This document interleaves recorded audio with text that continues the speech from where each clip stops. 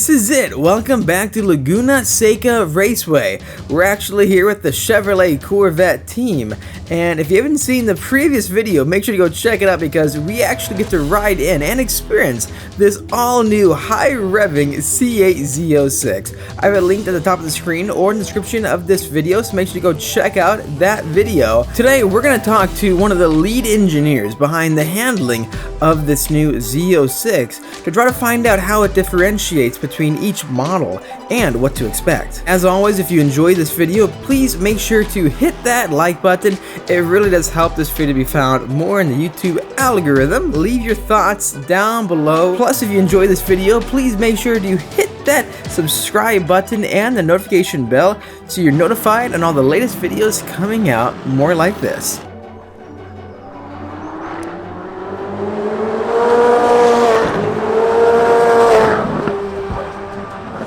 Alright, here we are with Mike from Chevrolet. Now this guy is one of the lead engineers for the suspension setup of the Z06, and we're going to ask him some pretty important questions for all you track guys or track geeks out there. And obviously the suspension work for this, being the most track-focused C8 ever, you guys took it to a whole new level. So can I ask you, are there any special key points that aren't covered enough that you think that are really cool to highlight when it comes to the new FE7 suspension with the Magnaride of the Z07? Yep, these are both FE7 cars. Yeah, so I think the biggest thing is, right, was the notion that the suspension had to be brought up to the same level as the rest of the car, right? So you've got this engine that's this visceral, you know, alive feeling, and right, the chassis got to match that. So when it comes to like the spring rates and stuff, you guys have taken it much further? Oh, yeah, the spring rates on this car are about 30% higher, or the ride frequencies are about 30% higher than on a Z51.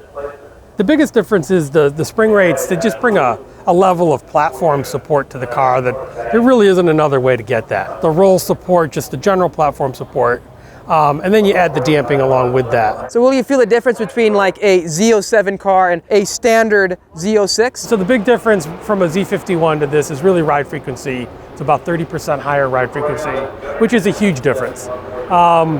Z06 to FE6, FE7, there's an additional bump with FE7 in spring rate.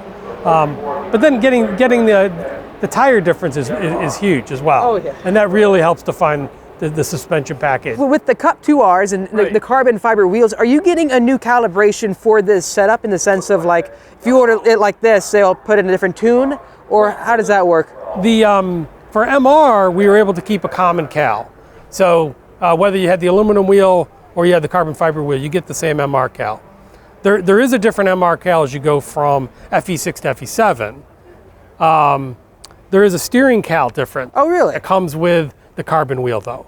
So we found by putting the carbon wheel on the car, there's enough difference in quickness and directness and steering feel that it really needed its own cal. Getting this car, then you guys will have like a recommended Chevrolet Camber Adjustment setting, right? For suspension.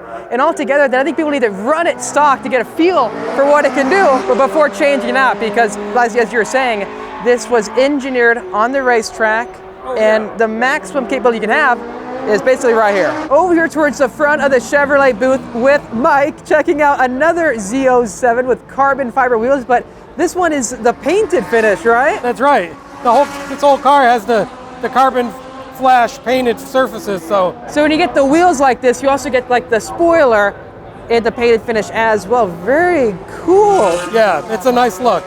So it's a night and day difference between a standard C8 suspension-wise. Oh yeah, compared to a Z51. So in addition to the spring rates we already talked about, the ride frequencies being up, it's the whole suspension, right? We went through the upper and lower control arm bushings are stiffer, the top mounts are unique. One thing that's kind of cool is with the high spring rates, we ended up using what's called a helper spring. So it sits in tandem with the coil spring. So at full rebound, you still have spring retention there, but you didn't give up wheel travel to get it. The stiffer you go in springs, they tend to get shorter. and you need that additional spring rate. The helper springs are a pretty cool feature that you only find on the FE6 and FE7. So definitely this is going to be a chassis and suspension car. It's not just an increase in power. Absolutely. You guys thoroughly engineered all the components of it to make it balanced on the racetrack. That's right. Bring the whole car up to that same level. The sound, the engine, the chassis, the steering, all that. That's the number one thing I like, because a lot of cars you'll get into them and it's too much power or not enough braking, which we know some cars that are like that. When you focus on the handling first, then everything kind of comes together, right? Yep. So you got a really fun job. Thank you again for the deep dive insight on some of the cool aspects of suspension, because yeah, if you're a track driver, you want to get the best performance out of it, FE7, right? And then that extra second on track, carbon fiber wheels. That's the way I'm doing it. Dude, can't wait. Thank you again. All right, good luck.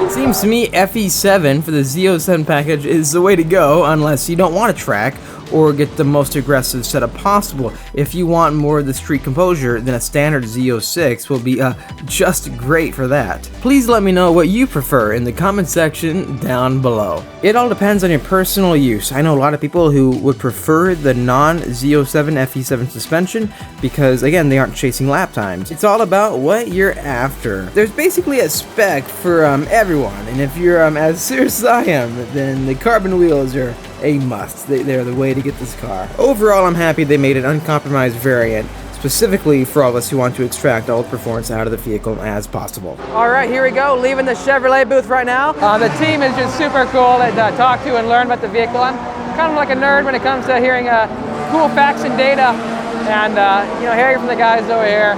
They're proper car enthusiasts, which is the best part about them. Anyways, if you enjoyed this video, make sure to hit that like button, help me out. Smash that like button. I'll see all of you in the next episode.